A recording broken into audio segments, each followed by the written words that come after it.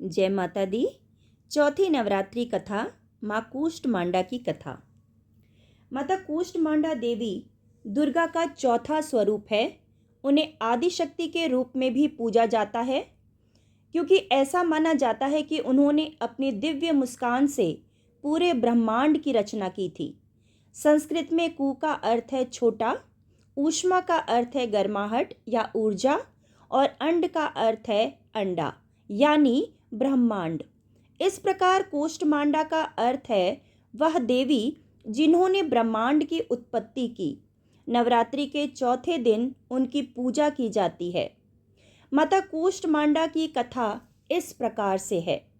सृष्टि की उत्पत्ति से पहले चारों ओर अंधकार व्याप्त था।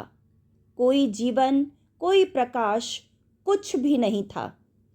इस गहरे अंधकार में जब कुछ भी अस्तित्व में नहीं था, तब देवी ने अपनी मुस्कान से ब्रह्मांड की रचना की। यही कारण है कि उन्हें सृष्टि की रचयिता कहा जाता है। उन्होंने अपनी ऊर्जा से इस अंधकार ब्रह्मांड का निर्माण किया और इसे जीवन से भर दिया। देवी कूष्टमांडा सूर्य मंडल के भीतर निवास करती हैं और उनका तेज सूर्य के समान है। वह इतनी शक्तिशाली है कि उनका निवास सूर्य के भीतर होते हुए भी उनके चारों ओर की गर्मी उन्हें प्रभावित नहीं करती।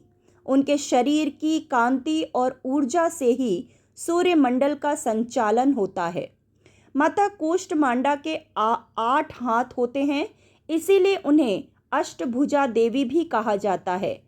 उनके 8 हाथों में कमंडल, धनुष, बाण, कमल, अमृत कलश, चक्र, गदा और जपमाला होते हैं। उनके वाहन सिंह हैं, जो उनके साहस और शक्ति का प्रतीक है।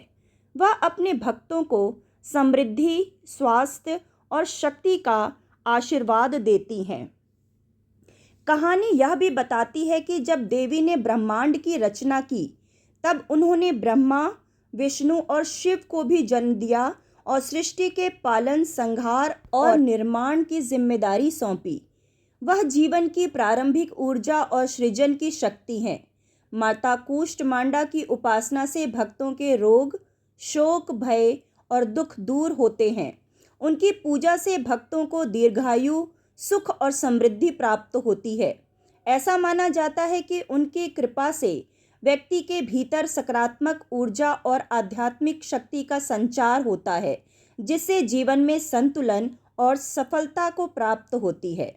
माता कूष्टमांडा का यह रूप हमें सिखाता है कि हर अंधकार के बाद प्रकाश का उदय होता है और कठिनाइयों के बाद जीवन में सृजन और उन्नति होती है। जय माता दी। इति शुभ।